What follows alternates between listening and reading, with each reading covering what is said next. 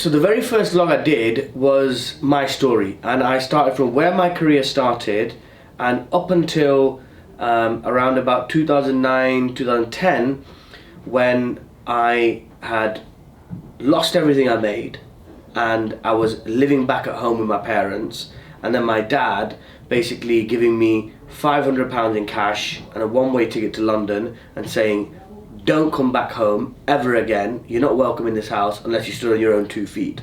So in essence, forget you've got a family, forget we're here, forget everything, this is it for us now. We only want to see you again if you're self-sustaining yourself. So I then came back to London, and what the first thing I did was, after I'd got an apartment, and that's how I got the apartment was part of the last vlog, but what I did was I printed out, I think about probably 50 copies of my CV. So I had about £50 left from that £500 that I had, and I spent a chunk of that, I think about £20 on printing these 50 copies of my CV. And I went out on the Monday morning, put my best suit on, looking sharp, and went out and I said, right, today I've got these 50 copies of my CV, I am not going to come home until I've got a job. And you see, I've even mentioned that in some of my vlogs before, that I genuinely but I know anybody who wants to get a job, you can get a job today, in one day. It's because I've done it myself, right? I've been in those situations. When I'm talking to people and I'm preaching stuff and I'm telling you about what the possibilities in your life are and what the possibilities are that you can do your life, is because I have already done it. There's no, sort of hocus pocus, no me daydreaming and thinking, oh, potentially someone can do that, or potentially you can do this. It's because I've been there and I've been in those situations and I've done those things. That's why I'm now telling you people that it can be done. So I took those 50 copies of my CV, and the first place I went on that Monday morning, the first place, I got the job there. It was a commission-only role, selling property, but as soon as I went in there, I gave them my CV, I did the interview, and I got the job straight away. So all of those other 49 CVs that I had were now absolutely futile, and I was gutted that I'd wasted that £20 because I only needed the one CV. First place I went, I got the job, and I'd literally started the job the following day. This was a commission-only role, selling property overseas. So literally we'd be sat in the office, we wouldn't get any new leads or any good opportunities.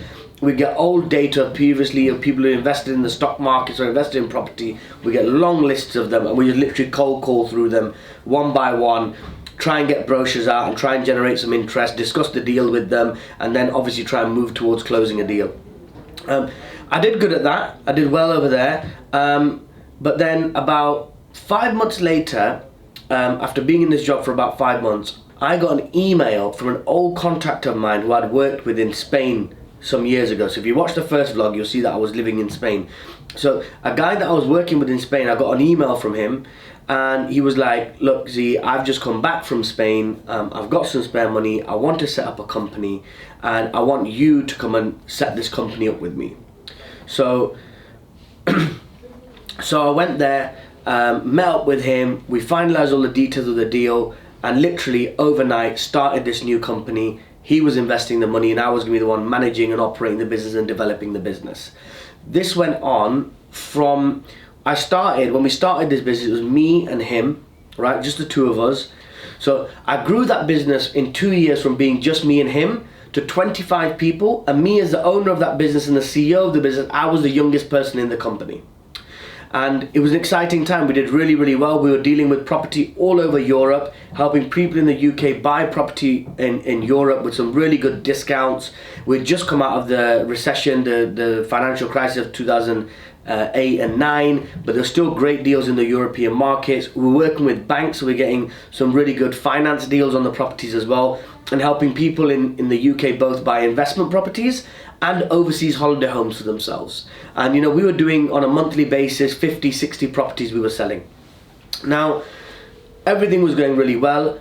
What happened in between that 2-year journey also is, about a year and a half in, the guy who funded the business, I bought him out. He was in a very much a non-operational role, so he had no involvement with the running of the business. So going sort of halfway in, I'm the one putting all the time and the effort in, and things were going really well. So I told him, look, you're not really involved with the business anymore, I'm running it. Yes, you funded it and you've had all the money that you spent invested into the business, you've had that back as well. I'll give you some more money and let me just take over the whole company and become 100% owner. He agreed to that, and very nice of him to agree to that, and very nice of him in the first place to give me that opportunity and set up that and let me set up that business. And ultimately I bought him out, and then, you know, by the time we got to that stage of 2 years where I had 25 employees and we were flying, it was 100% solely my business. So we'd got new offices, we were in central London, we decorated this office really nice, it was a really cool spot. And then what happened is that somebody gave me some advice. A family member came to me and said, man, you really need to apply for The Apprentice. So for those of you that don't know The Apprentice, there's a show in the US and a show in the UK. In the US, it used to be done by Donald Trump. In the UK, it's done by Lord Alan Sugar. Lord Sugar's a billionaire over here. He's big in the technology and property sectors. And it's all about, there's hundreds of thousands of people from across the country who apply for the show. Out of them, 12 people are selected as finalists on the show, and it's aired on BBC One. It's like a business competition for young entrepreneurs. They all do tasks against each other. You guys can check it out on YouTube for those who haven't watched it. Just Google The Apprentice and it'll come up. Anyway, so somebody gave me this advice, said, look, you really need to go on The Apprentice because you're going to win. I was like, all right, okay, interesting. So randomly, for no reason, I'd never watched the show before, I went and applied for this show. I get an email saying, right, okay, you've been invited to this interview, and come down and you know, we'd like to meet you. So I thought, cool, you know, I've got invited for this interview, got my best suit on, looking all sharp. I turn up there and it's like an X Factor audition. It's like hundreds of people just there. And I was like, shit, you know, I thought I'm about to have some one-on-one interview, and here this is like an X Factor audition.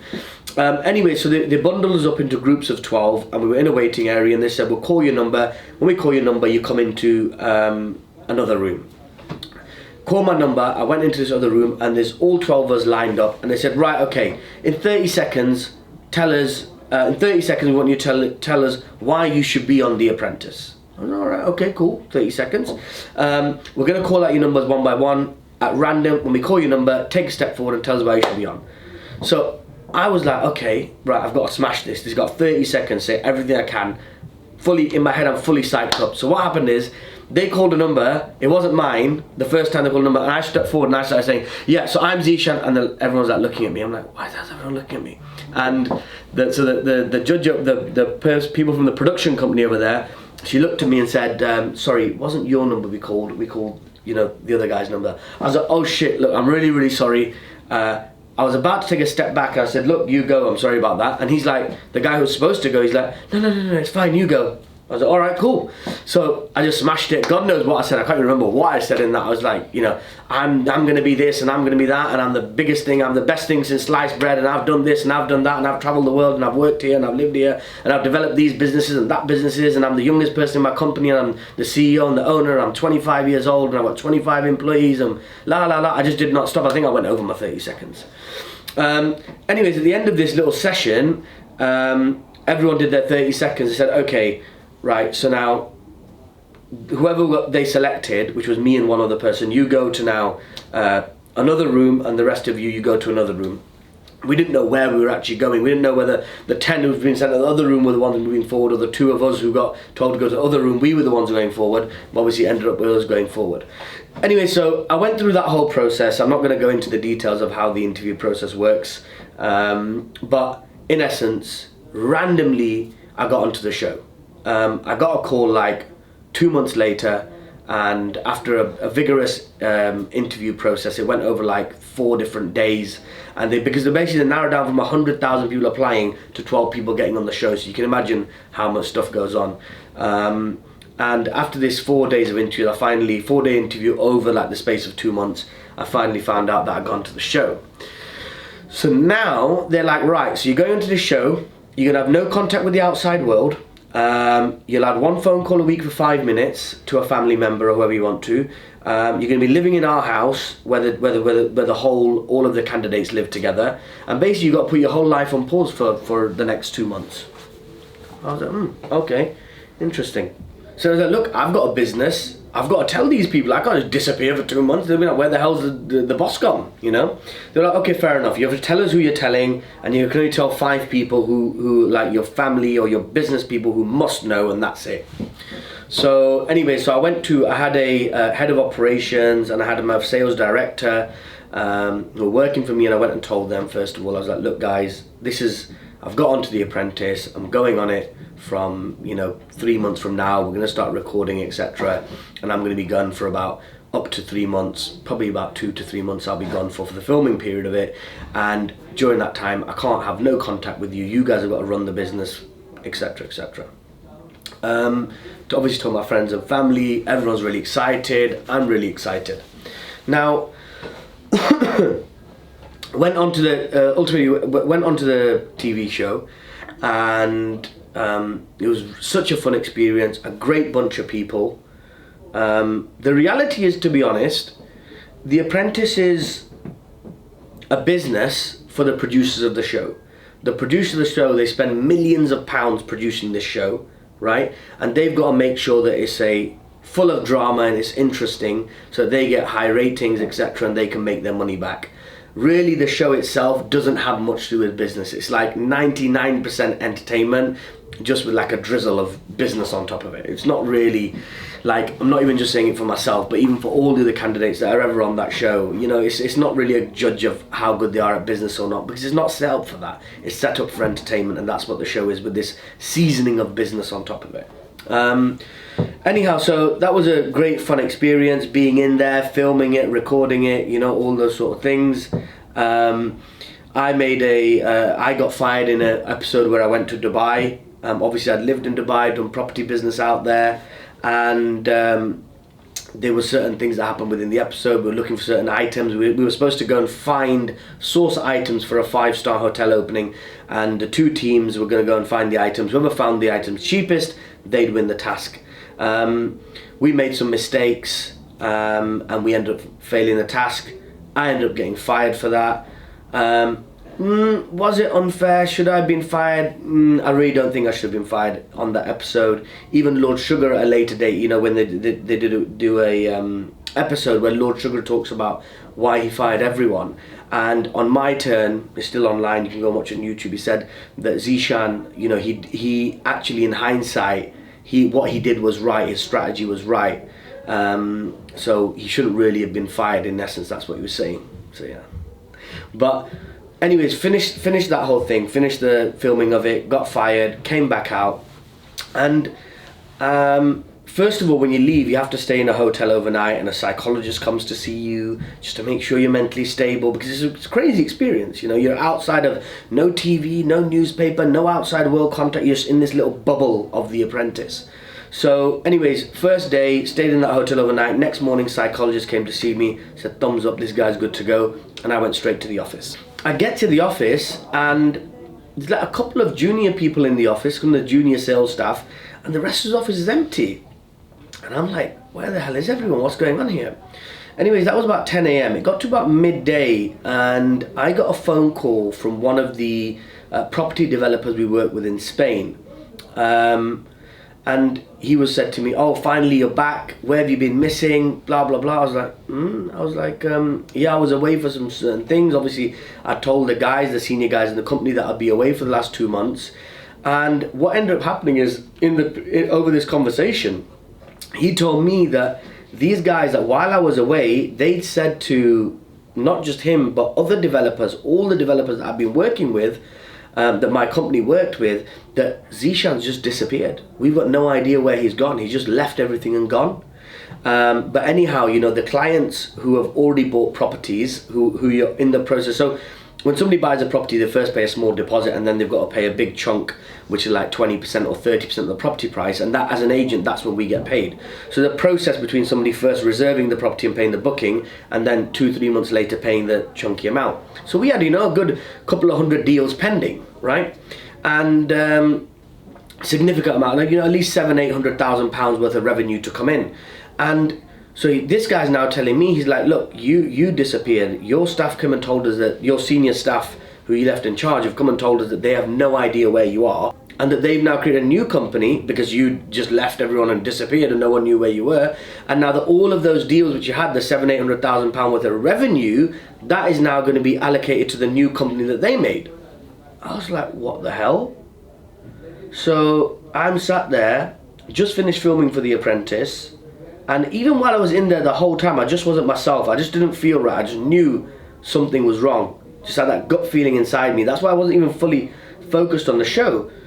So I'm now sitting here thinking that this business that I created, I'm probably now 26 years old, that I started when I was 23, 24 years old, and took it from zero to building it up to be like a multi-million pound turnover business, selling hundreds of properties every year with a big team of 25 people. That's all just been like pulled from under my feet. And even all the revenue that I had coming in, that's all gone. I'm actually in hundreds of thousands of pounds worth of debt. At least a couple £100,000 worth of debt. And what am I going to do? Everything that I've created is gone. All that work that I've put in, it's all gone to waste. And I'm left with not even nothing. I'm left with minus. I'm minus hundreds of thousands. And obviously I was angry. I was angry at these people who were supposed to be my trusted employees, my senior employees, that they'd gone and basically manipulated a situation, and because they knew I didn't have a voice in that situation, gone and played this whole game and taken away the hundreds of thousands of pounds worth of revenue that I had coming in and put it under their own name. So when that happened, it made me really angry. I was fucking pissed off at these people. They'd taken away all my hard work, everything I'd done, over the last few years. They'd just stolen everything and left me in hundreds of thousands of pounds worth of debt. And but I actively made a choice. Do I let the negativity and anger get the best of me, or do I literally just push it to the side and forget about it and not focus on that negative and focus on moving forward? And that was the best decision I made. That I decided that I just blocked it out of my mind. Initially I was fucking angry, right? But then I blocked it out of my mind completely, and I just focused on moving forward and proving to them and proving to the world what I knew inside me, is that I am the best and I am the reason why they were able to be successful. I was the reason why they were able to create a business. It wasn't them. And I just focused on that, and I put all that anger, I blocked it all out of my mind because I didn't want that negative energy in my life. But it was difficult, because all that hard work, those years of work you put in, and to be betrayed like that, it's not a nice feeling. It's not at all. But it's part of the journey. It's what you go through as an entrepreneur. You a lot of people, you help them, and you do your best for them, and you help grow them, and those same people stab you in the back. And unfortunately, the reality is that that's not just happened to me then. Throughout the years, especially for me, my team, the people who work for the company, I look at them as my own family. I look at them like these are my people, they're my friends, and I put time into nurturing them and developing them. And it's regularly that that's how I see them, but they just see it as a paycheck. And when it comes down to it, they a drop of a hat, they betray you. They'll go and work for your competitor straight away for a little bit more money, and they'll go around talking bad about you behind your back. So it's just something that I've learned to get used to now. It's a part of the business journey as well, that people are, at the end of the day, you might think, this is your passion, this is your business, and these are your friends and family who are working there, and you're helping them grow and develop, etc. And you might have a vested interest in them, but realistically for you, they just see you as somebody who pays the paycheck, and somebody else is going to pay them a larger paycheck that they'll kick you to the street and tell everyone you're a dickhead as well. So it's part of being an entrepreneur. It's part of that journey. It's just grow and learn from it. So I then obviously took a couple of days just to think about it, and then I decided that what I have to do now is that I have to sort of cover these debts that I've got, and I have to basically, in essence, wind up this business. So I had two choices at that stage of what I could do, and I definitely made the right decision. But I'll tell you the two choices that I had. I had a choice of, I can now go and legally pursue these people who had stolen my business, because at the end of the day, we had contracts with the developers, which they had breached as well, right? So I could pursue those people directly themselves, and I could pursue the developers as well, and fight a legal case. Now, because the jurisdictions were international, we're in the UK, these people are based in Czech Republic, as in Prague, in Spain, and in different areas across Europe, is do I want to spend the next 12 months, 18 months, 2 years of my life focused on pursuing these people and putting them to task, right? And making sure I get what rightfully mine. But with that, obviously, spend a lot of my time focused on something negative. Or do I want to draw a line under this and just say, you know what? They fucked me over and that's done now. And I've got to just pick myself up from here and do it again, right? And the decision I made at the time was the second one. I said, I'm not going to focus on the negative energy. The bottom line came down to me was, I have enough confidence in myself. These people who are like 5, 7, 8, 10 years, even 15 years older than me, right? They had to steal my business idea, my planning, my entrepreneurship. They had to steal all of that to make something of themselves, right? And I said, this is just an opportunity. I just thought they've got nothing on me. This is just an opportunity for me to put all that in the past now and create a bigger, better version of the previous business and do it better. So first of all, I created a brand new company. This is 2013 now, One Investments.